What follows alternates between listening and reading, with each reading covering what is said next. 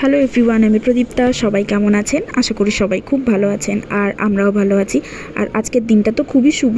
আজকে রাখি পূর্ণিমা, আজকে আবার ঝুলন পূর্ণিমা, মানে ঝুলন যাত্রার অন্তিম দিন ঝুলন পূর্ণিমা। আজকে আবার বলরাম জয়ন্তীও রয়েছে।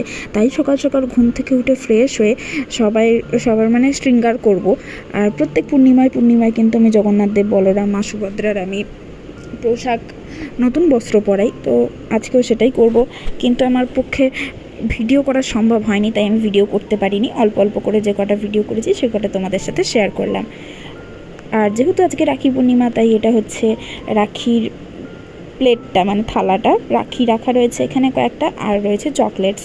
অনেকেই আসবে, ভাইরা আসবে, তাদেরকে রাখি পরাবো। আর এটা হচ্ছে শৃঙ্গার, তোমরা শৃঙ্গার দর্শন করে না। সবাইকে কিন্তু কমলা রঙের জামাই পরিয়েছি। আর ভোগে ছিল কিন্তু হলুদ পোলাও, পনির, আলু রসা, মিষ্টি, জল ভোগ নিবেদন করে দিয়েছি। এটা আবার অনেকক্ষণ পর আমাদের অ্যাপার্টমেন্টে সকলের আদুরে এবং প্রিয় অংশুবাবু চলে এসেছে। আমি ওকে ভালোবেসে গোপাল বলি, তো ওকে আমি প্রথমে রাখি পরিয়ে দিচ্ছি। এই প্রথম আমি ওকে রাখি পরালাম, যেহেতু আমরা এই সবে 1 বছরও হয়নি আমরা ফ্ল্যাটে এসেছি। এই প্রথম এই ফ্ল্যাটে আমার রাখি পূর্ণিমা, বেশ ভালোই কাটছে দিনগুলো।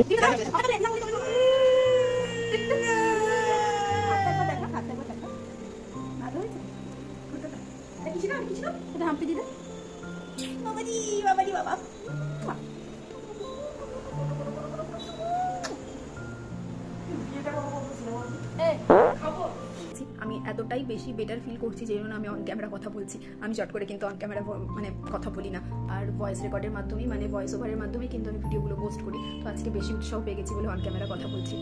তো যাই হোক, আজকের দিনটা কিন্তু খুবই শুভ। আজকে সোমবার, আজকে রাখি পূর্ণিমা, আজকে বলরাম জয়ন্তী, আবার কিন্তু আজকে ঝুলন পূর্ণিমা বা ঝুলন যাত্রার অন্তিম দিন। আজকের দিনটা খুবই শুভ। তো ঠিক করেছি বেকার বাড়ি বসে কি করবো, সন্ধ্যেবেলা বন্ধু বান্ধবদের সাথে একটু যাই, গিয়ে ঘুরে আসি। তো আশেপাশে কিছু কৃষ্ণ মন্দির আছে, সেই কৃষ্ণ মন্দিরগুলো যাবো দর্শন করতে, তোমাদেরকেও সাথে করে নিয়ে যাব। তো ব্যাপারটা হচ্ছে এখন 3:30 বাজছে, আমরা 4টে নাগাদ বেরোবো, কিন্তু এখন তো শয়ন হয়ে যায়, মানে শয়নে থাকে। দেখা যাক কতদূর কি দর্শন করতে পারি।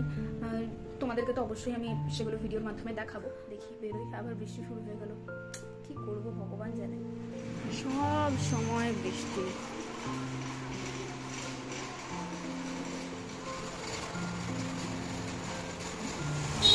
টানা 45 মিনিট মুষলধারে বৃষ্টি হওয়ার পর ফাইনালি আমরা 5টার সময় পৌঁছিয়ে গেছি রাধা দামোদরজি মন্দিরে। এই মন্দিরটা অবস্থিত রাজগঞ্জে। তোমরা যারা যেতে চাইছো, আমি লিঙ্ক দিয়ে দিয়েছি ডিসক্রিপশন বক্সে, তোমরা একটু চেক আউট করে নিও।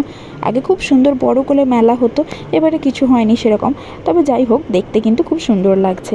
আমি, আমার বান্ধবী আর তার এক বন্ধু, আমরা 3জন মিলেই গিয়েছিলাম। সব জায়গায় ঝুলন যেখানে হয়েছিল সেগুলো দেখছিলাম। এই যে মন্দিরটা এখন আমরা যাচ্ছি, এই মন্দিরটার নাম হচ্ছে রাধা গোবিন্দের মন্দির। দেজ কনফেকশনারি, মানে রানীগঞ্জ বাজার চৌমাথার ওখানে দেজ কনফেকশনারি আছে, ওই পাশের গলিটা দিয়ে ঢুকে গেলেই রাধানগর পাড়া, ওইখানেই অবস্থিত। রুবি রেস্টুরেন্টের সামনেই এই মন্দিরটা, খুবই সুন্দর মন্দির। আর এই আমার বান্ধবী সৌরিনা, বেশি দিনের আলাপ নয়, 1-1.5 বছরের আলাপ, তাতেই আমরা কিন্তু খুব ভালো বন্ধু হয়ে গেছি। তো ওর সাথেই চলে গেছিলাম মন্দিরে, খুব ভালো লাগলো, চারিদিকটা খুব সুন্দর। আর এইটা হচ্ছে মন্দিরের দালানটা, কি সুন্দর দেখো, বনেদি বাড়ির মতন। এখানে কিন্তু দুর্গাপুজোও হয়, আর আমি এখানে কিন্তু তোমাদেরকে আগেও অনেকবার নিয়ে এসেছিলাম।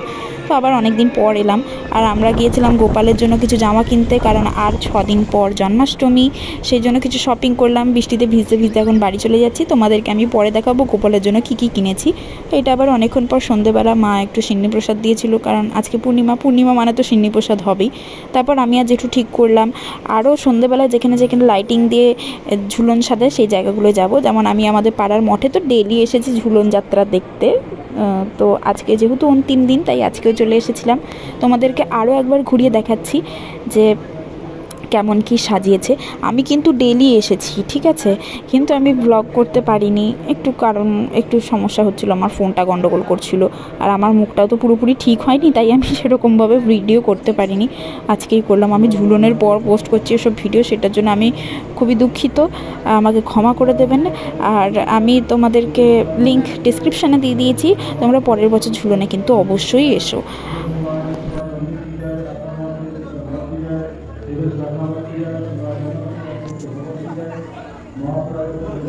তোমাদেরকে গৌরীয় মঠের ঝুলন ঘুরিয়ে দেখিয়ে দিলাম। সন্ধ্যেবেলায় আসার একটাই কারণ, এত চারিদিকে লাইটিং জ্বলে, ওই জন্য ঘুরতেও ভালো লাগে। তারপর জেঠুর সাথে চলে গিয়েছিলাম রাজ স্কুলের পাশে গোয়ালবাড়ি বা শ্যামসুন্দর রাধাবল্লভ ঠাকুর বাড়িতে। বর্ধমানের আনাচে কানাচেতে তো অনেক কৃষ্ণ মন্দির আছে যেগুলো আমার জানার বাইরে, আমার কোনো আইডিয়াই ছিল না যেখানে এত সুন্দর মন্দির আছে। এটা কিন্তু রাজার আমলের মন্দির, রিনোভেট করেছে বলে কিন্তু অতটা কিছু বোঝা যাচ্ছে না। এত সুন্দর ঝুলন সাজিয়েছে যে কি বলবো। ছোটোবেলায় আমরাও ঝুলন সাজাতাম, কিন্তু ঝুলনের মানে কিছু বুঝতাম না। বাবা বালি এনে দিত, ইট গুঁড়ি এনে দিত, সাজাতাম, যা পয়সা পেতাম সেগুলো দিয়ে খিচুড়ি বানিয়ে খেয়ে নিতাম। আর এখন কত কি জানতে পারছি, এত ভালো লাগছে যে কি বলবো।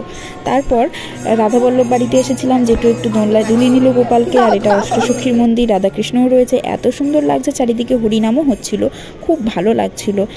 আমি মনে মনে ভাবতাম ছোটোবেলায় যদি এগুলো জানতাম তাহলে তখন থেকেই চর্চা করতাম। আর এটা হচ্ছে জগন্নাথ বলরাম সুভদ্রার মন্দির। আর রাধাবল্লভ বাড়ির সব থেকে ভালো একটা জিনিস হচ্ছে এই মন্দিরের পরিবেশটা ভীষণ সুন্দর আর চারিদিকটা ভীষণ পরিষ্কার পরিচ্ছন্ন। তোমাদের এলেই ভালো লাগে। রাধাবল্লভ বাড়ি দর্শন করা হয়ে গেছে, রাধাবল্লভ বাড়ির ঝুলন দেখা হয়ে গেছে। এরপর আমি আজ একটু হাঁটতে হাঁটতে চলে যাচ্ছি শক্তিবিবি ঠাকুর বাড়ি। তোমরা এবার ভাবছো শক্তিবিবি ঠাকুর বাড়ি এরকম নাম কেন, সেটা সব বলছি একটু পর। তার আগে তোমাদেরকে দেখিয়ে দিয়ে, দেখো কালিয়া দমনের নৃত্য কি সুন্দর লাগছে, দালানটা দেখতে ভীষণ সুন্দর। আমার এরকম হিস্টোরিক্যাল জায়গা দেখতে খুব ভালো লাগে। আর তখন সন্ধ্যা আরতি হচ্ছিল, ঘণ্টা কাঁসরের আওয়াজ এত ভালো লাগছিল যে কি বলবো। তাহলে চলো তোমাদেরকে এবার বলি শক্তিবিবি ঠাকুরবাড়ি নামকরণ কেন করা হয়েছে। আমাদের বর্ধমানের যিনি রাজা ছিলেন তার 2 বোন ছিল, সেই 2 বোনের নাম দিয়েই আর কি এই মন্দিরগুলোর নামকরণ করা হয়েছে। এই মন্দিরটার নাম শক্তিবিবি ঠাকুরবাড়ি। শক্তিবিবি বড় বোন ছিলেন না ছোট বোন ছিলেন সেটা আমি জানি না, আমি পুরোটাই শুনেছি, আমি শুনেই তোমাদেরকে বললাম। এটা আমি বলতে পারবো না, এই ঘটনাটা আমার কাছে অজানা পুরোটাই, তবে শুনে খুবই ভালো লাগলো। আর তোমরা যদি আরও কোনো গল্প জেনে থাকো আমাকে কমেন্ট বক্সে জানাবে। জেঠুর সাথে তারপর হাঁটতে হাঁটতে চলে যাচ্ছি বাড়ি, কারণ 8টা 10-15 বেজে গেছিলো, এরপর বাড়িও যেতে হবে। আর আমাদের কয়েকটা ফটো দিয়ে ভিডিওটাও এখানেই শেষ করছি।